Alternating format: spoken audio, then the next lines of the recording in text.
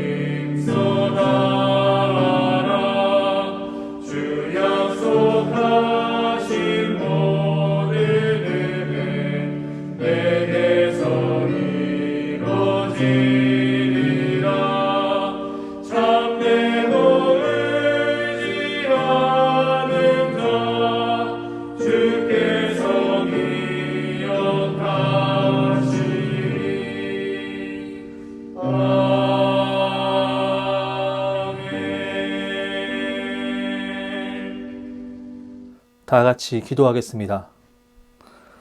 사랑해 주님 감사합니다. 오늘도 이 아침을 깨워 예배할 수 있게 해주심 감사합니다. 늘 죄로 얼룩진 삶을 살아가는 우리들에게 매일같이 생기를 불어넣어 주시고 하나님의 은혜 가운데 살게 해주심 너무나도 감사합니다. 그러나 우리는 날마다 죄를 짓고 살아갑니다. 알고도 지은 죄, 모르고도 지은 죄 너무나도 많습니다. 그 죄가 너무 좋아 하나님을 멀리하고 세상으로 빠져가는 우리들의 삶을 돌이켜 주님께로 돌아갈 수 있는 은혜를 허락하여 주시옵소서. 늘 죄를 고백하고 회개함으로 주님 앞에 나아가며 그리스도인으로서의 삶을 살아가는데 부족함 없도록 늘 지키시고 보호하여 주시옵소서. 주님, 코로나로 인해 어려운 시기를 보내고 있습니다. 예배의 열정은 식어가고 교제는 사라지고 삶마저 무기력한 모습을 보일 때가 많습니다. 주님께서 늘 성령 충만하게 하셔서 어느 곳에든지 하나님을 예배하고 힘과 용기를 더하여 주시옵소서. 각자의 삶 가운데 어려움이 많더라도 주님께서 늘 힘 주셔서 승리할 수 있게 인도하시고 특히 주님의 영광만을 드러내며 살아가는 성도분들 될 수 있도록 인도하여 주시옵소서.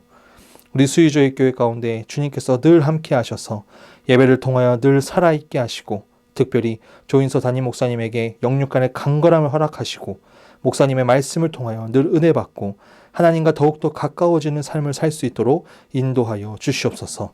오늘 이 아침 말씀 듣습니다. 말씀에 큰 은혜 받게 하시고 오늘 하루 주님 안에서 승리하는 하루가 되게 하여 주시옵소서. 예수님의 이름으로 기도드립니다. 아멘. 오늘 하나님께서 우리에게 주신 말씀은 요한복음 6장 56절 말씀입니다. 내 살을 먹고 내 피를 마시는 자는 내 안에 거하고 나도 그의 안에 거하나니. 오늘의 그본세의 한 문장입니다. 나의 주 하나님, 당신께서 이 궁핍하고 초라한 자를 초대하셔서 당신의 지극히 거룩한 몸에 동참하게 하시니 죄인의 귀에 이에 얼마나 감미롭고 사랑스러운 말씀인지요. 내 안에 거하고 나도 그의 안에 거하리라 라는 제목을 가지고 하나님의 말씀을 전하겠습니다. 오늘 그리스도를 본받아 주제는 큰 경외심을 가지고 그리스도를 받아들임이라는 주제입니다. 소주제는 이렇고 대주제를 보면 성찬에 관한 권면입니다.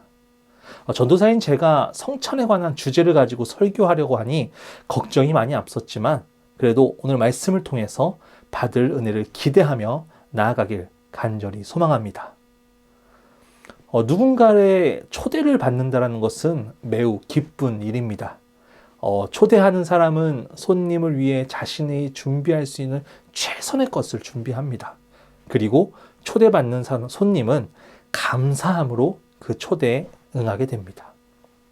누군가를 초대한다는 것은 그 사람과의 관계가 되어 있지만 더욱더 관계를 돈독하게 하기 위해서 그런 자리를 마련합니다. 음식을 나누고 서로 이야기하며 그 공동체 안에서의 관계는 더욱더 좋아지게 됨을 느끼게 될 것입니다. 그러나 자신이 불편해하는 사람과는 대화도 하지 않을 뿐만 아니라 초대하는 일은 더 없을 것입니다. 오늘 그리스도를 본받아 이 내용에서는 우리를 성찬의 자리로 초대하시는 주님 앞에서 자신은 낮아지고 주님을 경외하는 모습을 보게 될 것입니다. 토마스 아킨피스는 제4권을 시작할 때 첫 말씀을 마태복음 11장 28절 말씀을 적어놨습니다. 수고하고 무거운 짐진 자들아 다 내게로 오라. 내가 너희를 쉬게 하리라. 이는 스스로 많은 일들을 하여 계속해서 피곤에 지친 상태를 말합니다. 타인에 의해 무거운 짐을 진 채 계속해서 지쳐있는 자들을 말하고 있는 것인데 우리가 좀 더 살펴보면 죄와 염려의 고통이나 육체적 의무 외에 특별히 전통적으로 부과되고 있는 율법에 대한 짐이기도 합니다. 예수님께서는 서기관들과 바리새인들에게 모세의 자리에 앉아 사람들의 어깨에 무거운 짐을 지운다고 그들의 행위를 본받지 말라고 비난한 적도 있습니다. 그렇게 힘들고 수고하고 무거운 짐진 자들을 예수님께서는 다 내게로 오라 라고 말씀하십니다. 그것도 그냥 수고하고 무거운 짐진 자들이 아니라 죄인을 초대하고 계신 것입니다.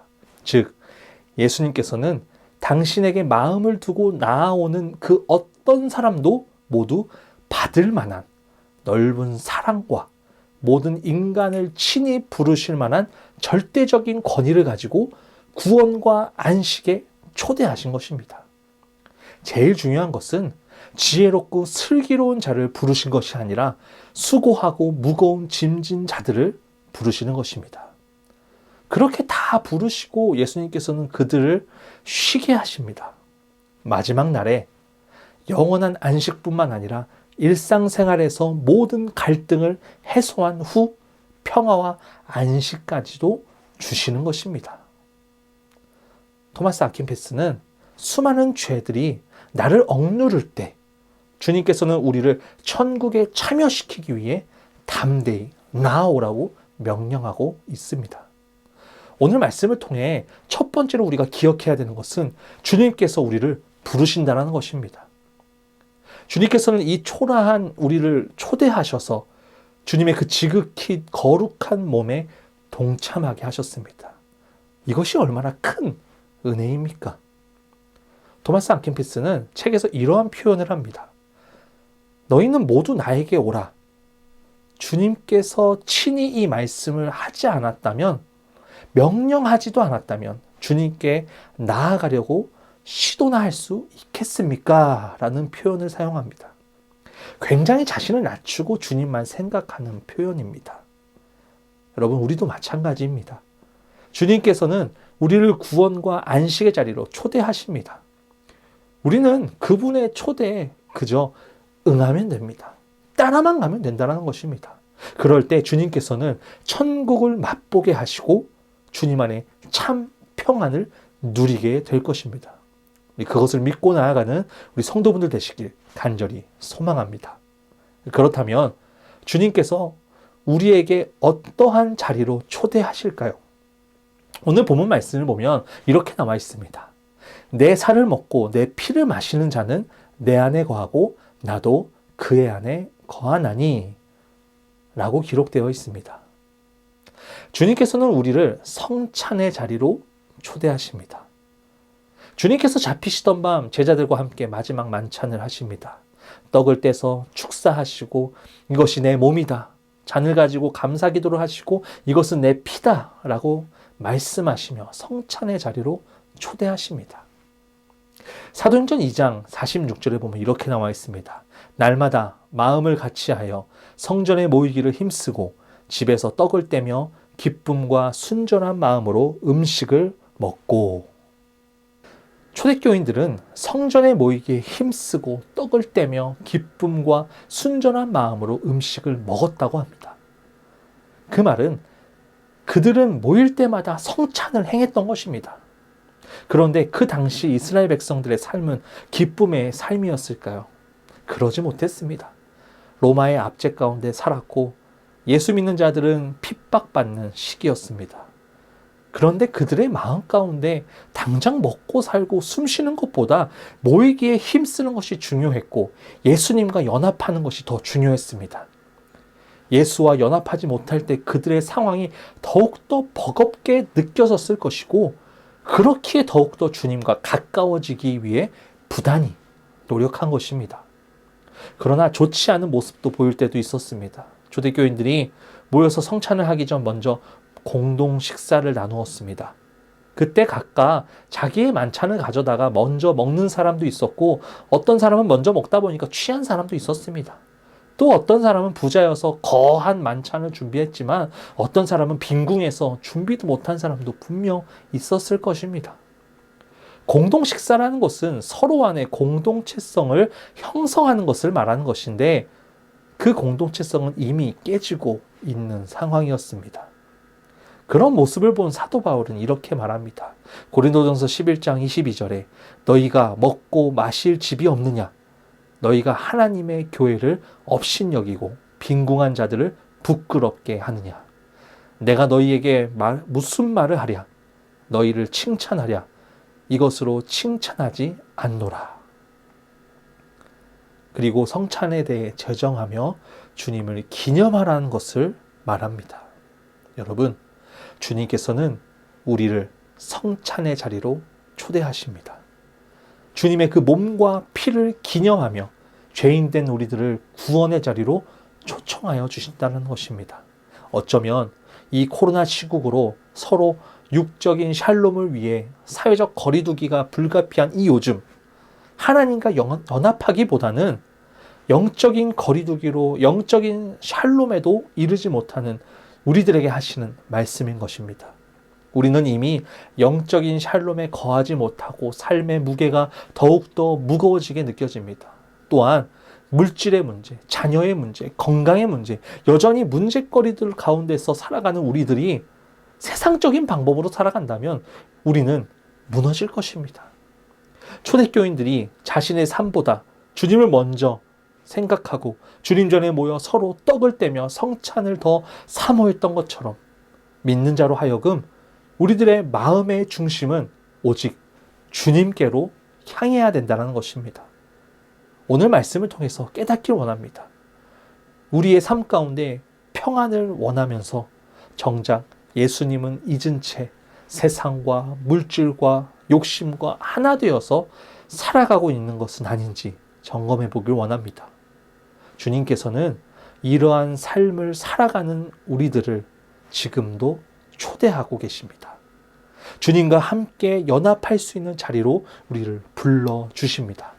이것이 당장 우리의 삶을 살아가는 것보다 더 중요한 것임을 깨닫고 더 나아가 이 성찬의 자리를 통해 하나님의 은혜와 사랑이 더 크게 나타나고 이러한 하나님의 교제가 우리뿐만 아니라 많은 사람들에게 전해지는 놀라운 역사가 일어나게 될 것입니다.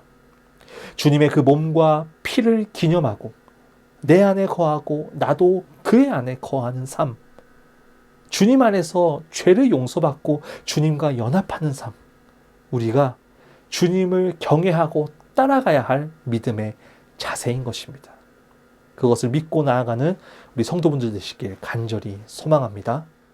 오늘 이 아침 삶의 예배로 나아갈 때 우리가 가장 중요하게 생각해야 하는 것은 우리의 삶이 우선되는 것이 아닌 우리를 주님의 자리로 초대하시는 그 주님의 역사하심을 체험하고 함께 연합함으로 하나 되어 주님을 받아들이고 주 안에서 은혜와 사랑이 넘치는 하루가 되는 것입니다. 그것을 믿고 나아가는 우리 성도분들 되시길 간절히 소망합니다. 기도하겠습니다. 사랑해 주님 감사합니다. 오늘 이 아침 하나님의 말씀을 통해 하루를 시작하게 해주심 감사합니다. 주님께서는 죄인된 우리들을 구원해 주시고 주님의 몸과 피를 기념하는 성찬의 자리로 초대하여 주십니다. 우리는 그 자리를 참여할 수조차 없는 존재이지만 불러주심으로 주님과 연합하게 해주심 감사합니다. 오늘 이 아침 주님 안에서 우리의 모든 죄를 내려놓고 회개함으로 나아가게 하여 주시옵소서. 우리의 삶보다 먼저 주님을 생각하고 주님과 교제하기 원합니다. 우리에게 은혜를 더하여 주시옵소서.